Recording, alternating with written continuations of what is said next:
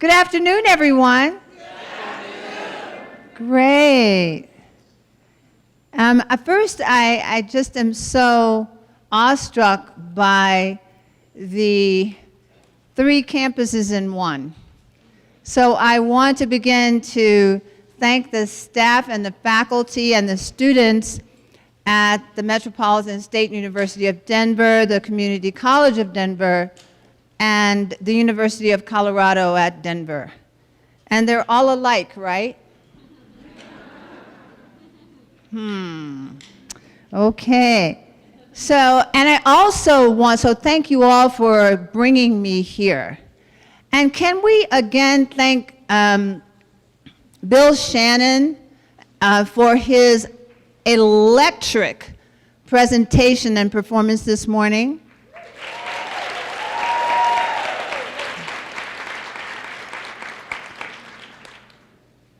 And also, I don't know that he's still here, but I want to thank Joe Garcia for his amazing talk, very direct and very honest this morning about the state of our world.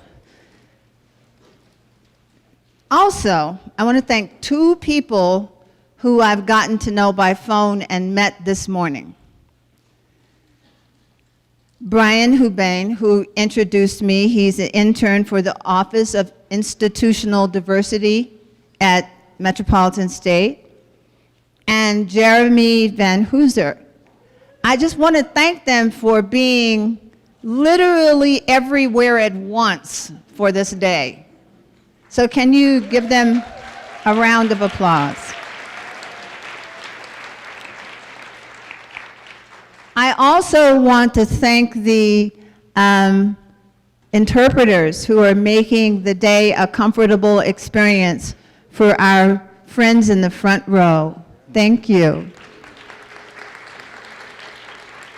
And then, of course, thank you to those of you who are not staff, faculty, and students of the 3, educational institutions on this campus. Thank you to those of you who have come from community far and wide and who are volunteering or not. You're here because you care about humanity. So thank you. So I love the theme of our astounding event today. Who's sitting next to you? Diversity Unmasked. And I've come to understand that diversity means different things for different people. It's a code, isn't it, for something. When we say we need to improve something, we don't say specifically. Sometimes we say, we need more diversity. And whoever is listening is meant to figure out what that means. We won't do that while we're together today. We will talk really directly. Would that be okay? Okay. Great. So I'm not sitting next to you, but I'm standing next to you, with you. And I want to tell you who I am. And then you'll get to talk about who you are. So my ancestors and my parents, I can trace them back to American chattel slavery. Is everybody clear that there was slavery in the United States? Okay, just checking. Okay, and that the economy was built on owning humans, in part, right?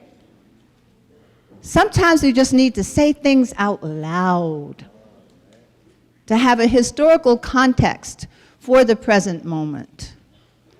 One of my grandfathers was the son of a slave and became a tobacco farmer in North Carolina. And my other grandfather was the son of a freed slave up south in Washington, D.C., which is where I grew up. So I'm going to list some of my coinciding identities for you. How many people in here have only one identity? Okay, we're good, we're good. Okay. All right, so I am mid-age. I am African American, I'm a woman. I'm 6 feet tall. I have loved as many men as I have women. I'm a mother. I'm a grandmother. I'm a teacher. I love poetry.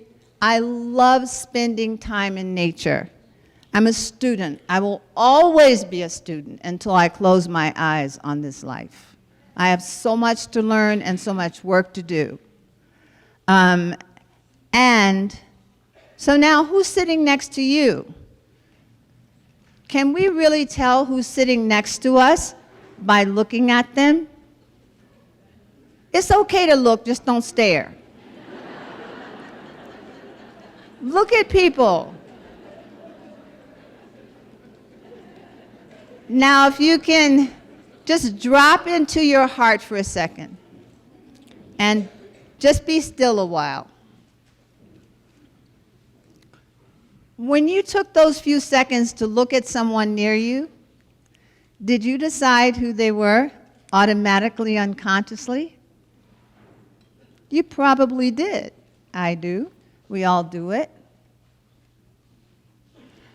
When we talk about diversity, what we're really talking about is cultural humility. That the world doesn't work through our lens. Our lens is only one perspective. So hold that, if you can, for our journey together this afternoon. So now, choose a person next to you and get to know them. Find out things about them without prodding or pushing or asking questions that are a little bit too much. Just find out who's sitting next to you and watch your own assumptions. They're in there. Watch your own biases arise. Okay, let's take a few seconds. Raise your hand if you found out something you didn't know about gender. The gender of the other person, but something that dawned on you about gender. Just raise your hand. How about ability? You know, that which we take for granted, and that there are visible abilities or disabilities and invisible ones. How many people recognize something about the person they were talking to that they did not know in terms of, thank you, yes, lots of people, okay. And then sexual orientation. How many of you found out something you did not know about yourself, as well as somebody else? Ho, ho, ho, ho. Okay, so how many? Raise your hands. We tend to stereotype and then re-stereotype based on all the different stories we are told about all the different groups of people that exist around the world and specifically in our society. How many people told you that they are veterans of one or more wars? A couple of hands. Yes. What did you find out about the class of a person or the status of a person? Anything?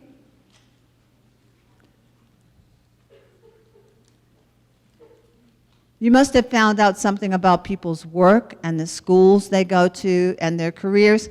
How many people heard someone declare to them a dream that they have for the world or for themselves? Great, great, wonderful. If you do, let me just say this. I found this to be true for myself. If you do not have a dream, run somewhere fast and get one. Seriously, we are taught to have goals. We're taught to have objectives that get us to the goal. We are taught to have a career plan, and we are not taught to foster our dreams. And we should.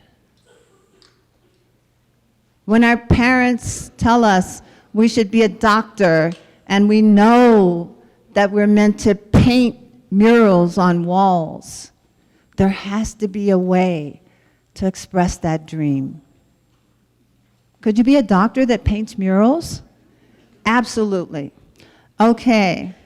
So, and we tend to have assumptions about the status of our schools, that there are prestigious schools, that there are okay schools, and then there's, you know, he went to so-and-so, he got his degree at so-and-so.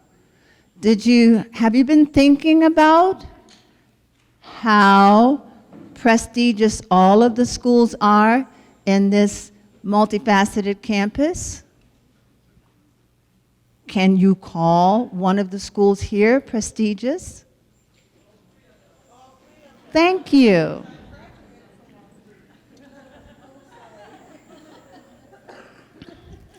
So I'm glad that you had those few minutes to talk with one another, because I don't feel right talking at you, because our collective wisdom is so rich.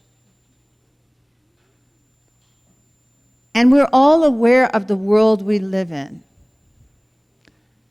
How many of you saw the video of the murder of Walter Scott? Raise your hands. Can we take a moment of silence now for Walter's mother, for Walter's children, for the people who loved Walter?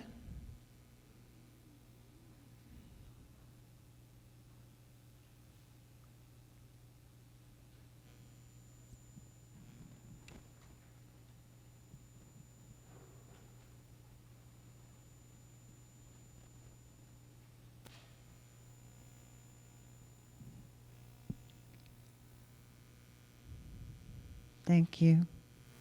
And can we have a moment of silence now for the police officer who murdered Walter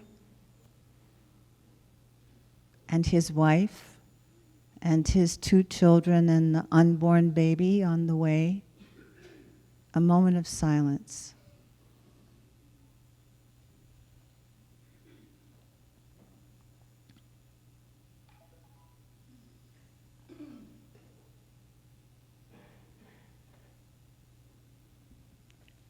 Thank you.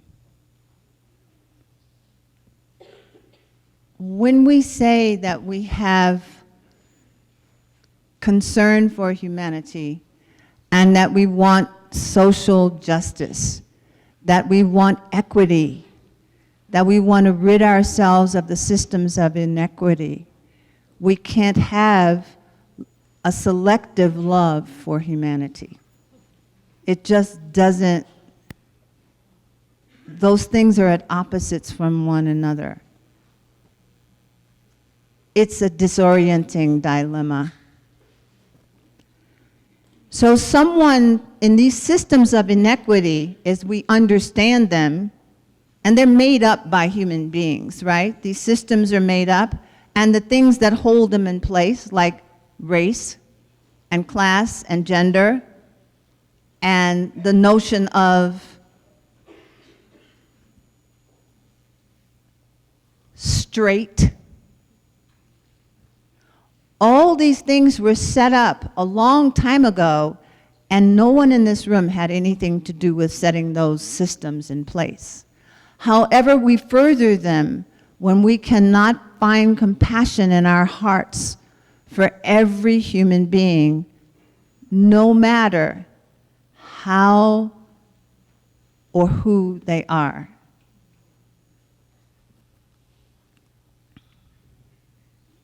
I believe in the abolition of prisons, so I don't really want that police officer to go to prison. What I want him to do, if there was a program in place to have it happen, is for him to be responsible, accountable, to offer forgiveness to the Scott family, and to be indebted to them for the rest of his life.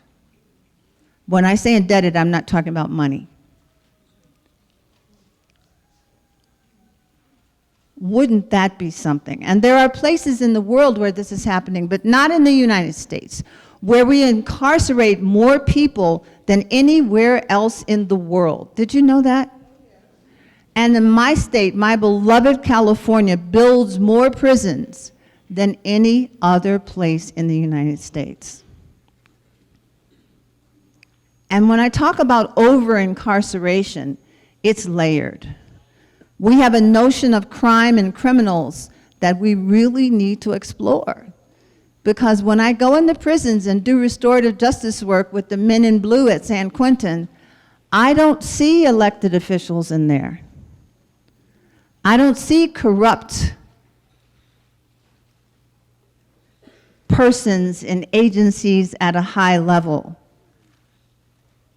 I'm wondering about what really is crime.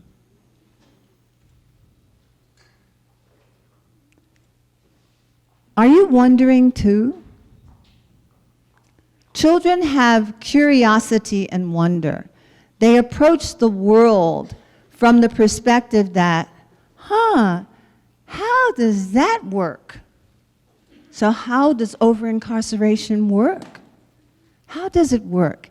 And what if each one of us, there are hundreds of us here today, what if each one of us was doing one small thing to dismantle the systems of inequity that hold the prisons in place? What if we didn't grab our purses when we saw a black man walking our way? What if when we see a young Latina with pushing a stroller, we didn't wonder if she has 6 babies at home?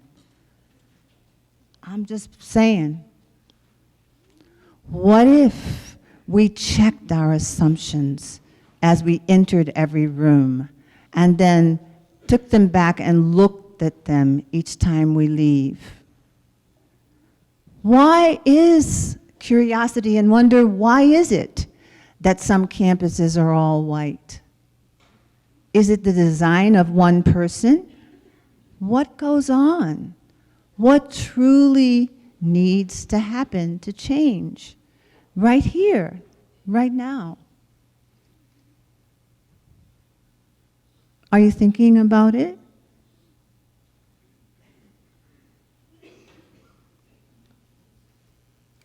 I also have privileges. That's part of these identities that I have. I have the privilege of being a student. I have the privilege of being a teacher. I have the privilege, in some circles, of being older. I have the privilege of being a speaker that people listen to. I have the privilege of having an able body at this time. My mother was blind, and so I had the privilege of sight. And never once did I want to be blind or feel guilty and ashamed for having sight. I used my privilege to help her when she asked. When she'd say, "Sugar, where's the meat on my plate?" I say, "Your meat's at 12 o'clock, your potatoes at 3, the greens are at 6, and your bread's over here at 9 o'clock. Sugar, never take your sight for granted." But we're allergic to the term privilege because we think someone is calling us a name when we hear it used in a sentence. We all have privileges. It's part of our life in the world. How are we using them? What could we do to change our little section of the world so that it was equitable? What can we do? Does anybody want to say one thing? You can shout it out. You don't need a mic. What could you do? Yes. Build strong families. What else could you do? Yes. Change the views on stereotypes? Do you mean person to person or mass media? or both. Yes. You could become a journalist that works specifically on that. You could teach other people how to do that. Something else, anything you think of. Yes. Do service work. Well, some of us already do. But with what understanding of why people are homeless?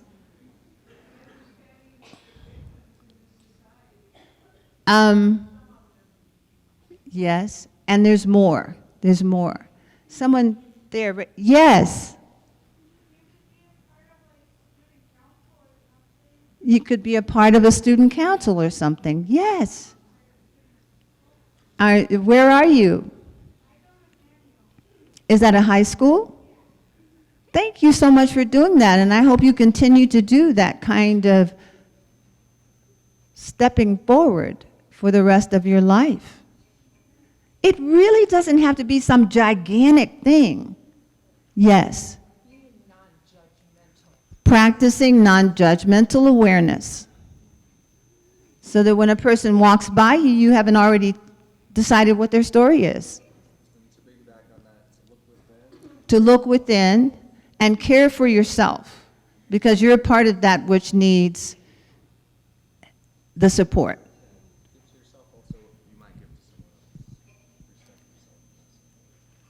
So I have the privilege of being a United States citizen.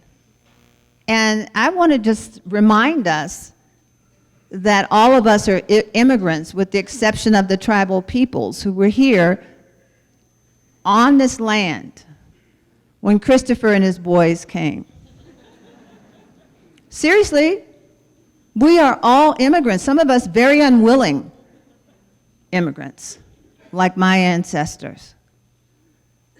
But I do want to say that when we are, say, scathing things about illegal aliens and undocumented workers and those immigrants taking our jobs, by the way, pause, I don't know anybody who wants a job that pays 30 to 40 cents an hour. No.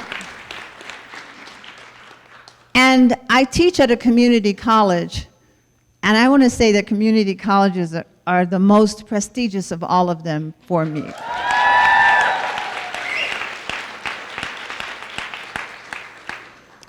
And at one of the community colleges where I teach in Oakland, California, which is where I live, intentionally,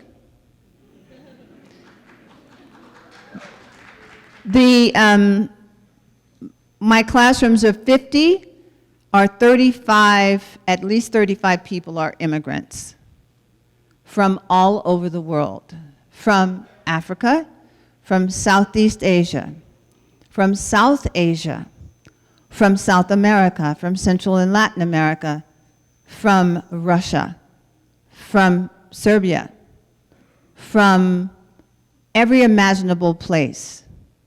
And they are so amazed at how American students take education for granted.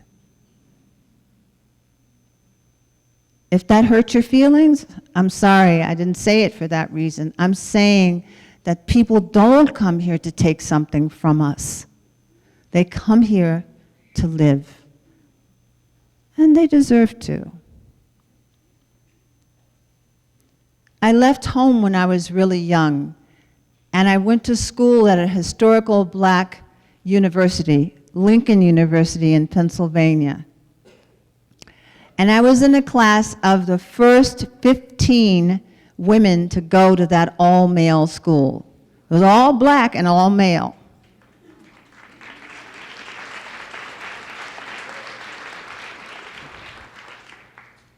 And it was a very amazing experience, but not without its challenges, because women weren't wanted there.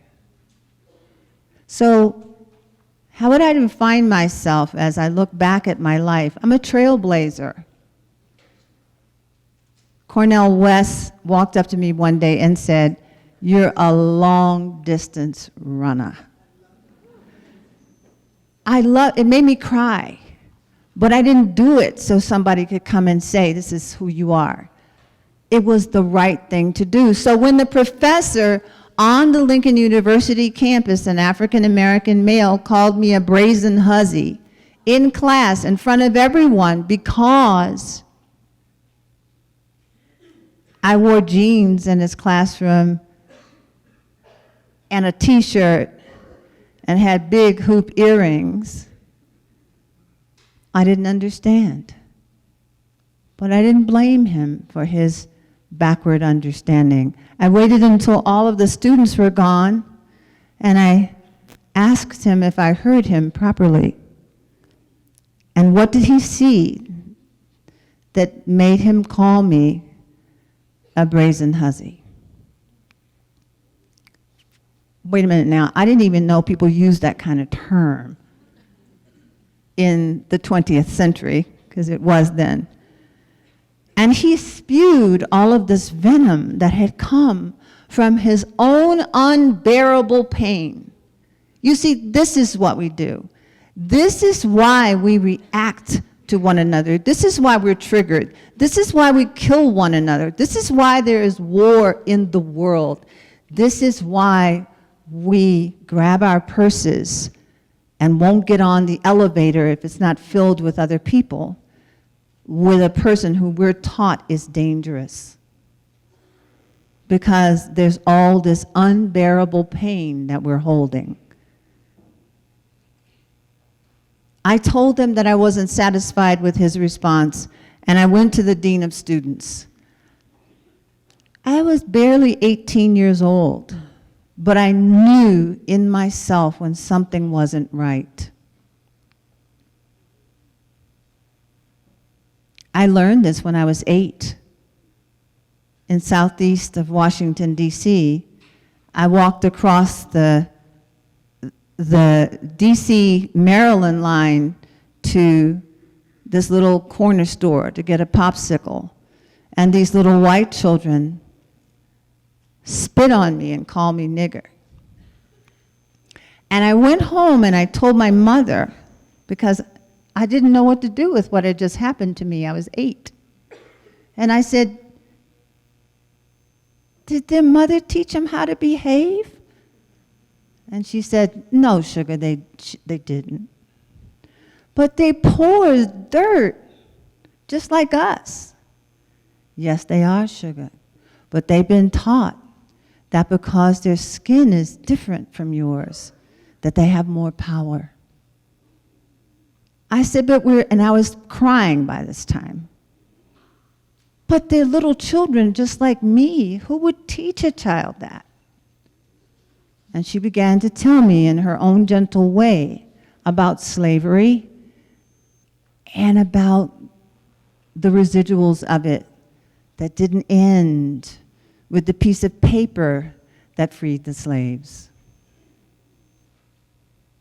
We all have to talk to our children. We don't do it. Some of us talk to our children all the time just so they can walk out of a door and be okay in the world. But there are those of us, because we don't have to think about it, we don't have the conversation that you know I'm talking about. Do you know what I'm talking about? And it might not be about race. It might be about sexual orientation. It might be about ability. It might be about any number of things as they intersect in one human being that they may meet along the way.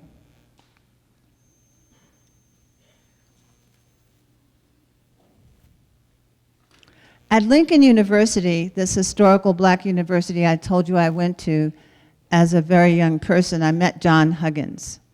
And John Huggins was one of the kindest human beings I've ever met, hilariously funny.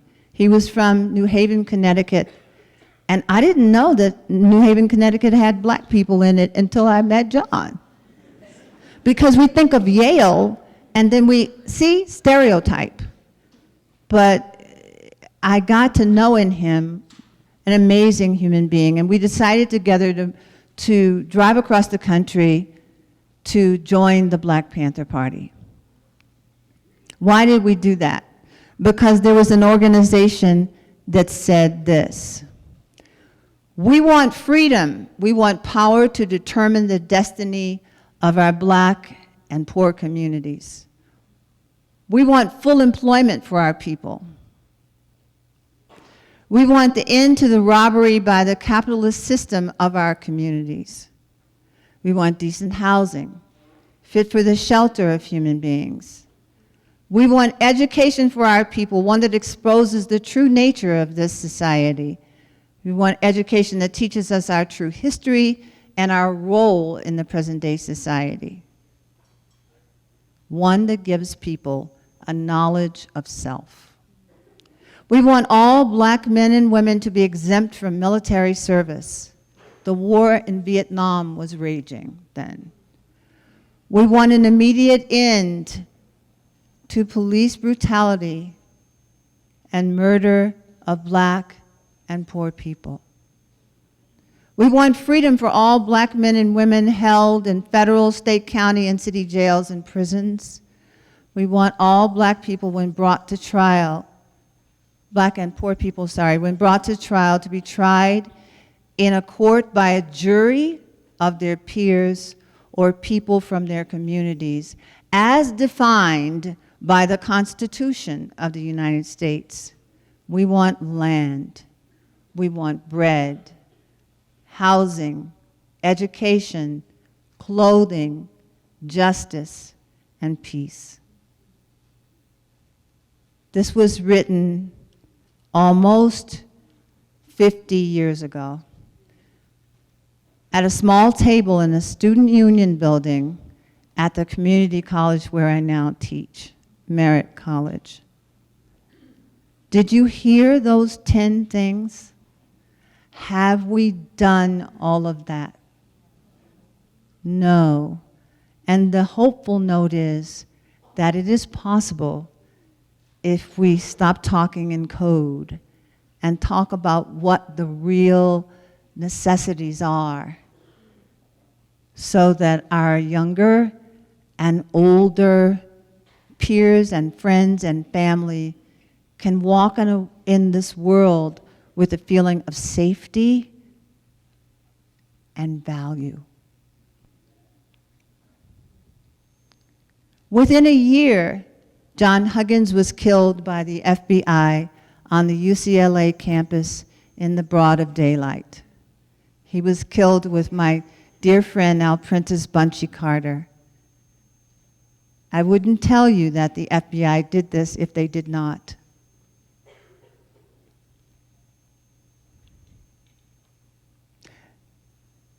J. Edgar Hoover said, in response to the Black Panther Party, that we were the single greatest threat to the internal security of the United States. And this was because we were saying what no other Black or people of color organization to that point had said, that there needs to be redistribution of the wealth in this country.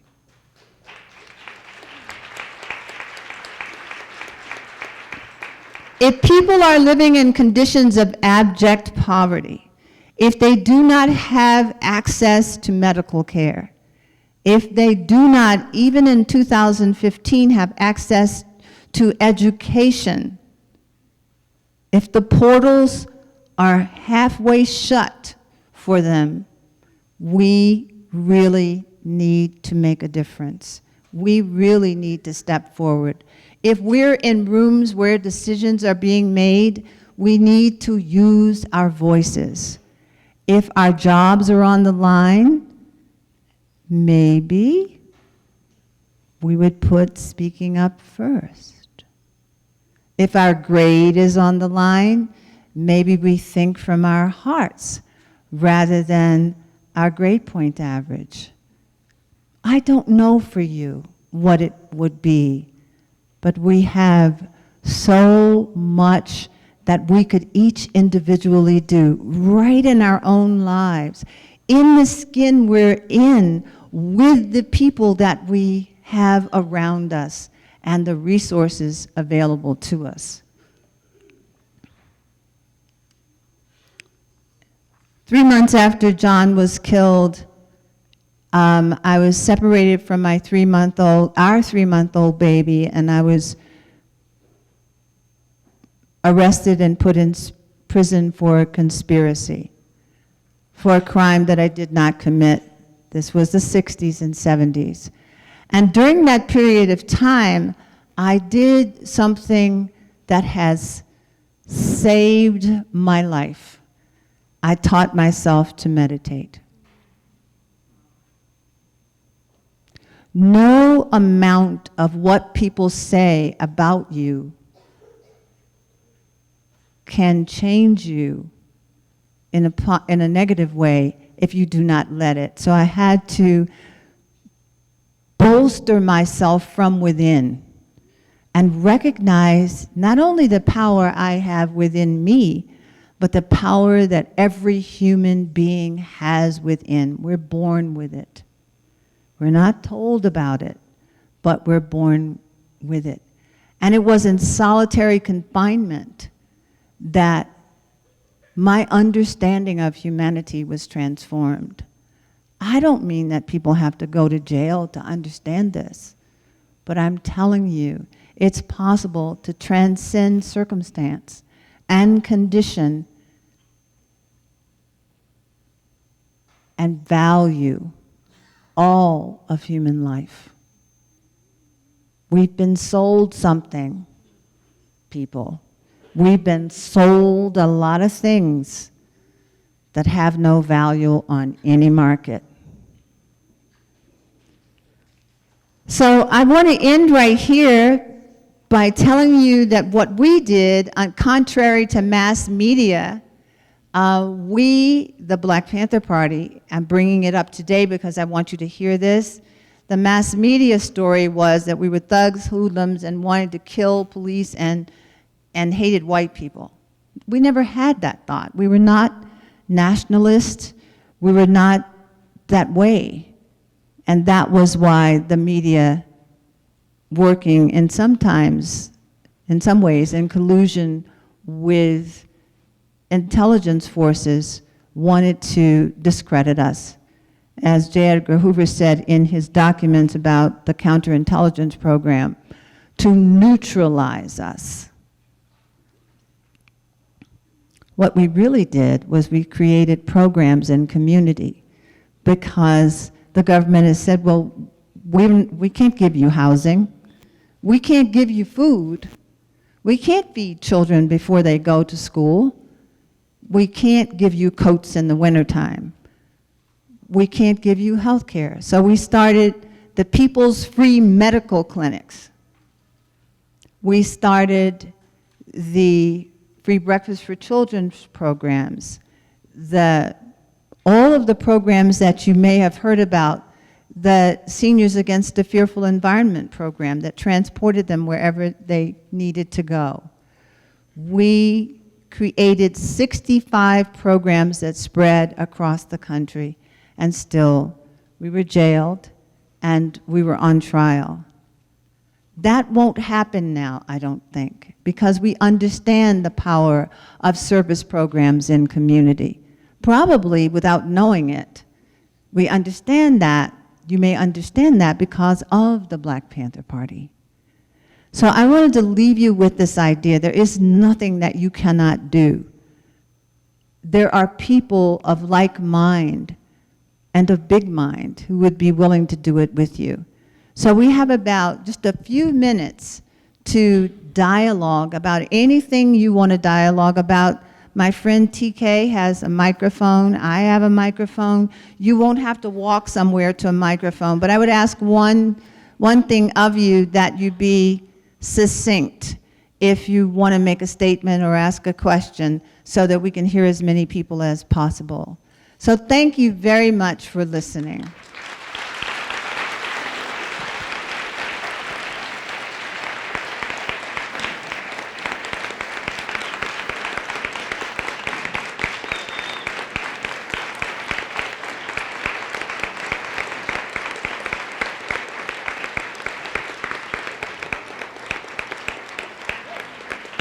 Thank you. So So is there something someone would like to say? And it would be great if there is something you want to say that would improve the quality of education on these 3 campuses. Because otherwise, what does all that stuff the lady said have to do with us? Okay, anybody can begin today.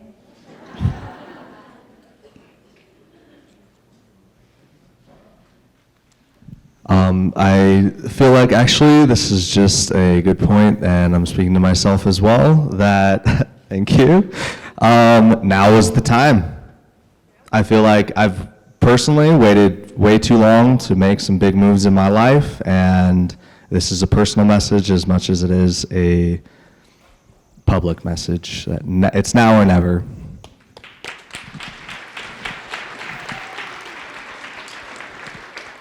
And we were talking, I call you out, can I put you on point? Okay. We were talking earlier about employment and financial resources, and we were talking about microlending and support for communities that don't have it. So is that what you meant? Now is the time for you to go on and do that, Evan? Yes. Okay. Thank you. Okay, someone else? It can be personal, it can be community, it can be the campus. Yes. He has a microphone. He's passing it down your row. Okay. Thank you. I was this morning, Lieutenant Governor Garcia, he Yes. mentioned something. He said that the folks that were here weren't necessarily the folks that needed to be here. Then I was also in one of the workshops, and one of the young ladies mentioned, now I don't know if this is a question that anyone can answer, but she said, where are those folks? She basically said, where are the white males, those that have the power, over 40, where are they? So I don't know what we can do to make something like that happen, but it is a Well, point. let's check. How many white males over 40 are in the room? Raise your hands. Okay. All right. That's good. Thank you, though. I got your point. Your point is, what can we do to reach out? There are many things we can do that you can do. With that beautiful smile, you could convince anyone of anything. Okay. Yes. The microphone's back there. Okay, thank you. Thank you. Can you stand? Thank Oh, you. sure. I just wanted to say one thing that we can do at Metropolitan, at MSU, there are a series of meetings that we've been having called Cultivating Connections. I'm not in charge, I'm not on the thing, I just have been going to it. And so if you're going to Metro, it's students of color who have been coming together and talking about what can we do as students? What are we going to do to... And in that setting, if people say things that they are feeling hurt about or they're feeling challenged with, can the conversation continue without allergies arising? Exactly. It's a safe place. It's specially designed to be a safe place to come and to talk about these things. Thank you so much. Okay. Frederick Douglass says, it is better to build strong children than to repair broken men. And so when I speak about building strong families, it comes to that. But also through the University of Colorado at Denver, there's a new program that's getting started. It's called Pathways to Teaching, which the program wants to encourage diverse people to become teachers and to go into the classrooms and start making a greater difference when the kids are young and help them to rise up to make better choices. Thank